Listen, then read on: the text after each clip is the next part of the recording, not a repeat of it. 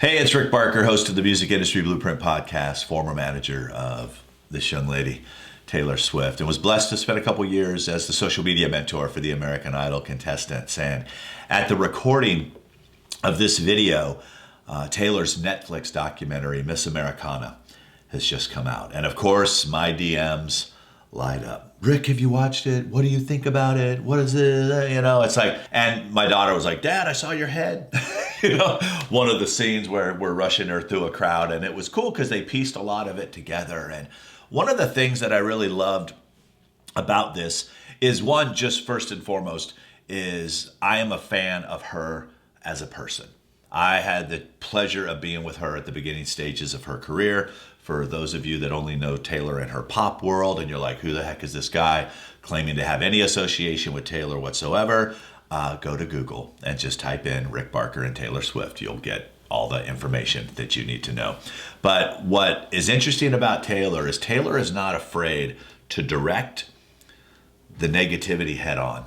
A lot of people are scared. A lot of people, all you see out there in the world is what's perfect. And she really addressed that in this. And then a lot of people were coming out going, she's just doing this for publicity stunts, and she's doing this because she wants it to be on social media, and she's doing this because. And what I'm here to tell you today, she's been doing that her whole time that I was ever with her, before there was any social media, before there was any paparazzi, before anyone knew who she was. I wanted to share a couple stories with you.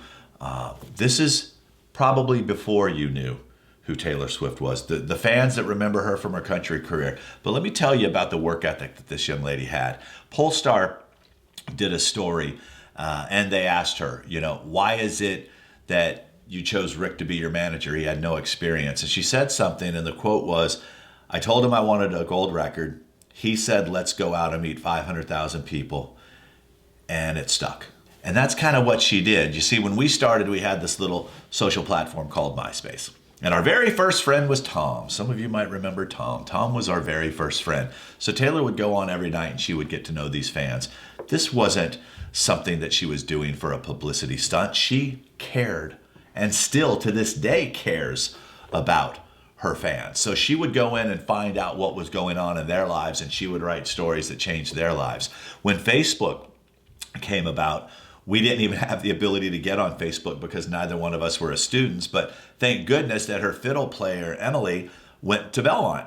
So we used Emily's Facebook page to start talking to the fans. I remember a story one night, Emily's like, oh my gosh, Rick, this dude's like bashing you on Facebook. And I'm like, what's Facebook?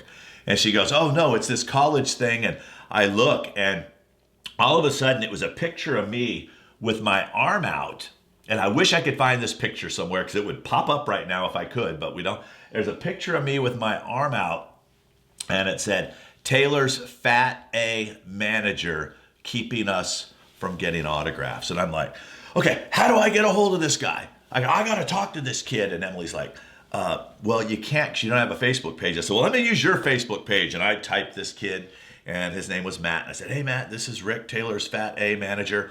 I want to have a talk with you. What's your phone number? Nothing really happened. So I go, well, here's my phone number. Call me. Next thing you know, phone rings. Bling. I guess that's the best phone sound I can make. I'm like, hey, this is Rick. He goes, hi, Rick. This is Matt. I said, Matt, let me explain something to you real quick. I said, unfortunately, we're getting to a point where if we piss off more people than we can help, we're having to make decisions on whether we can even bring Taylor out right now. So at this particular event, you were there. I walked out and I said, guys, here's the deal. I can either walk her around the back where none of you get a chance to see her, or if you promise me to not try to stick something out to get her to autograph it, because she will stop and she will autograph everything and we will be late to getting to this next city. If you promise, I'll let you take as many pictures as you want. Let me walk her through. And all of you agreed. Yes, Rick, just bring her out. We'll behave. We'll do all this stuff. So I said, great. I walk her out. First thing that happens, somebody reaches over and tries to hand her something and I go to block it. I said, Matt, I would rather her be able to come out and you guys be able to see her than this. After that conversation, he wrote in Facebook, or at the time I called it the Facebook, Taylor's manager's like the coolest guy ever. You know, we all need to support her and support this and the whole thing. And all of a sudden the light bulb went off for me. It's like, wow, when we can get direct to the fan and we can have those kind of conversations and kind of let him in behind the curtain, that changes all the difference in the world. So Taylor started doing these after show meet and greets. These things would last 3.5 hours. 99% of the meet and greet she did. If you have a picture from the early days, like holding the CMT award or in one of those meet and greets, there's a real good chance that I took that picture. There's a real good chance if you have a t-shirt that you got autographed, it was either Jason or myself where we were leaning over and she was autographing them on our back. That was her. She had the choice, just like every artist, to stay back on the bus and hang out with everybody and talk about the show, but instead she wanted to spend as much time with the fans. There was no paparazzi. There was no ulterior motive. All she wanted to do was love on these people. And guess what? Every time she put out a record, guess who sold more than anyone? Taylor. Taylor said something to me one time. She had lost an award, and she said to me, she said, you know, we're sitting on the bus, and she's like, Rick, what is the award based off sales? I said, it's the Billboard Award. She goes, then I want to win a Billboard Award. I want to go and I want to outsell. I want to love on these fans so much, be able to outsell everyone. She went out that year. She outsold everyone. That was a year that the billboards took off. And she was like, holy crap, what do I do now? But all the fan voted awards, all the sales driven awards, she was so focused on doing that. But she isn't just so into the sales and everything like this. Yeah, that means a lot for a creative trying to put this stuff together. But the last story that I want to share with you, and then I encourage all of you to go watch the documentary if you haven't. It was very well done.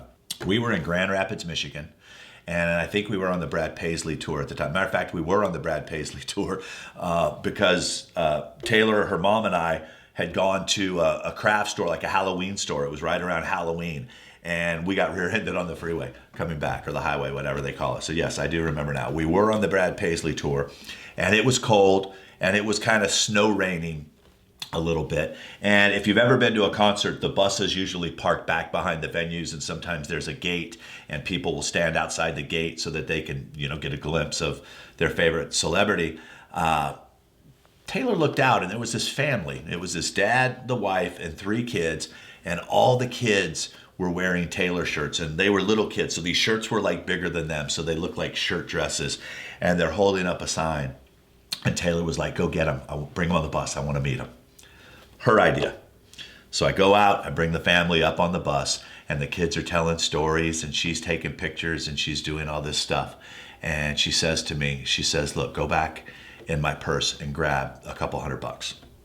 So I go back to her purse, grab a couple $100, and after all the kids are done and the family's ready to go out, you know, that's a lot for a family of 5 to get 5 tickets to the show for these kids, you know, $30 t-shirts and the time that they were spending in the cold trying to get Taylor's attention.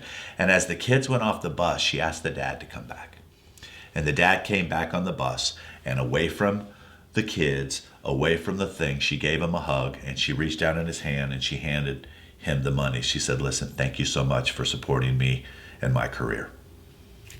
She didn't want it to be done in front of the kids. She didn't want to try to make herself look good in front of the kids. She did that because that's the kind of person that she is. And I may get in trouble for telling that story, but you know what? I don't care, because I think that sometimes the world needs to know what the world needs to know to kind of get over. If more people spent the time, especially musicians, you know, if you spent the time worrying about the consumer more than you worry about your label or who thinks you're the man or the woman or whatever it is right now, then whenever you put out a record, you might sell 1 million. Think of it this way. She'll sell 1 million CDs to people that don't even have CD players. Okay? That's because of the relationship. That's because of what it is that she does. You don't have to agree with everything that she does. I don't agree with everything anyone does. But the fact that people are saying that this is all done for publicity, guys and gals, she's been doing this for a long time. Why? Because that's the kind of person that she is. She makes the music for her fans.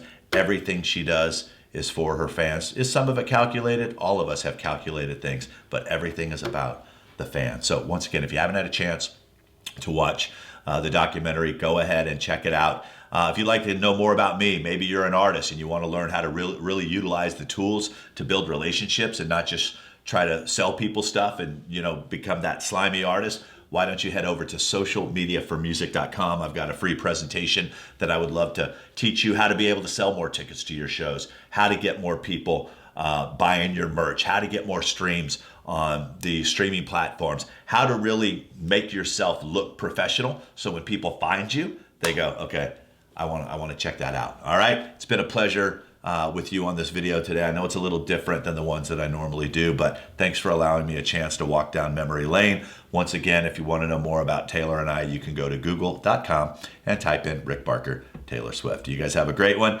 And if I do end up getting sued for sharing this information, I'm going to use it to build my credibility too. It's like, I got the stories that people want to sue me over. No, just kidding. Love you guys. Be good. Ciao.